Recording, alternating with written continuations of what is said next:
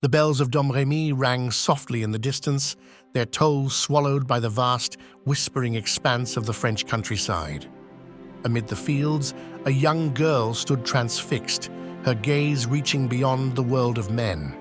In her mind, echoed voices only she could hear, divine whispers carried on the wind. Yet, within her burned a vision so fierce, so all-consuming, it would alter the course of history and turn her into a saint, a soldier, and a martyr. Joan of Arc's story unfolds against the chaotic backdrop of the 100 Years' War, a conflict that ravaged France and England for over a century. By the time Joan was born in 1412, France was a fractured kingdom, torn between the forces of King Charles VII and the English crown, with Burgundian allies further muddying the waters.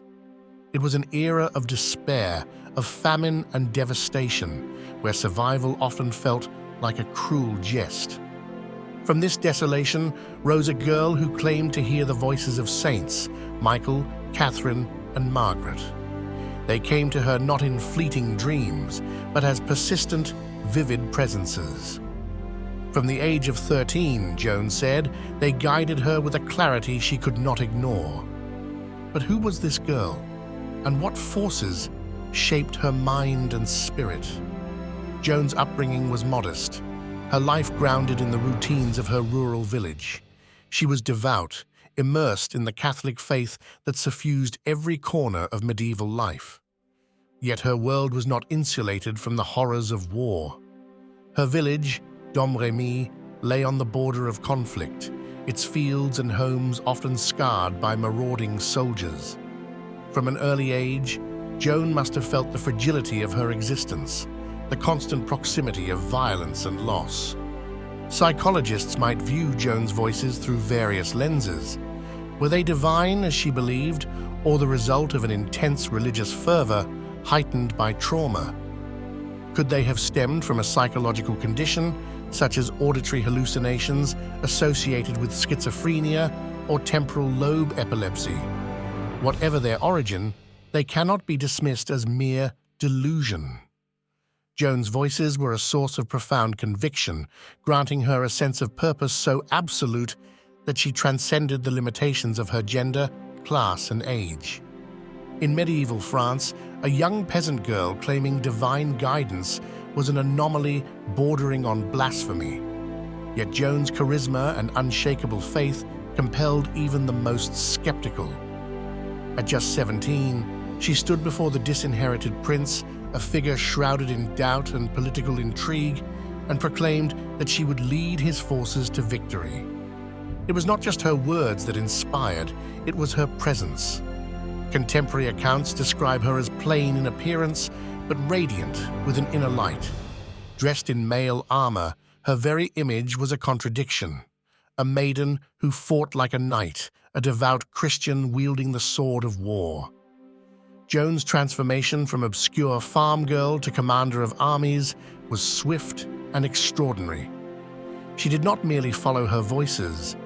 She embodied them, becoming the vessel through which they acted. Her victories, most famously at Orléans, were stunning. Against overwhelming odds, Joan's leadership turned the tide of the war, rekindling hope in a battered nation. Yet her success was not solely military. Joan was a symbol, a living prophecy, a figure who embodied the spiritual revival of France. To her soldiers, she was a divine standard-bearer. To her enemies, she was a witch, a demon cloaked in holy robes. But the pressures Joan faced were immense. The weight of expectation, the responsibility of leading men into battle, and the knowledge that her actions defied societal norms must have been both empowering and isolating. Joan's unwavering faith was both her armor and her Achilles' heel. Her conviction allowed her to transcend fear, to lead with a certainty that inspired those around her. Yet, it also left her vulnerable. She could not compromise, could not adapt to the shifting currents of politics and betrayal that swirled around her. After her capture by Burgundian forces, Joan was sold to the English and subjected to a trial that was as much a political weapon as a legal proceeding. The English sought not only to destroy Joan, but to delegitimize Charles VII, whose reign she had secured. The trial was a grotesque parody of justice, with Joan accused of heresy, witchcraft, and violating social norms by wearing men's clothing. Despite the humiliation, the imprisonment, and the constant threat of death, Joan remained defiant.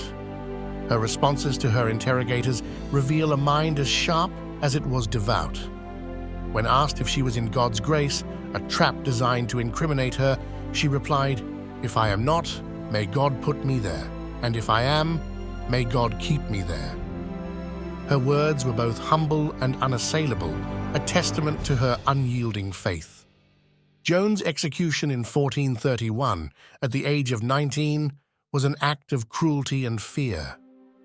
Burned at the stake as a heretic, she died with the name of Jesus on her lips, yet even in death, she triumphed.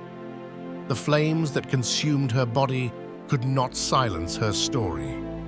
25 years later, a posthumous retrial declared her innocent, and in 1920, she was canonized as a saint. Through a psychological lens, Joan's life is a study in resilience, faith, and the power of belief. Whether her voices were divine or the product of a deeply traumatized psyche, they gave her a purpose that few in history have matched. Joan's identity was shaped by her unwavering conviction, but it was also a response to the chaos and suffering of her time. She channeled the collective despair of a nation into action, transforming personal faith into a public mission. Joan's story is not merely one of triumph or tragedy, but of transcendence. She defied the limitations of her era, becoming a symbol of courage, sacrifice, and the enduring power of belief. Her life, short and luminous, continues to inspire because it reminds us of the extraordinary potential within the ordinary, the ability to rise above fear and doubt, to touch the divine. As the centuries pass, Joan of Arc remains a beacon. Her name is invoked not only in prayers, but in movements for justice and equality. Joan's flame, far from extinguished, burns ever brighter, a light that defies the shadows of history.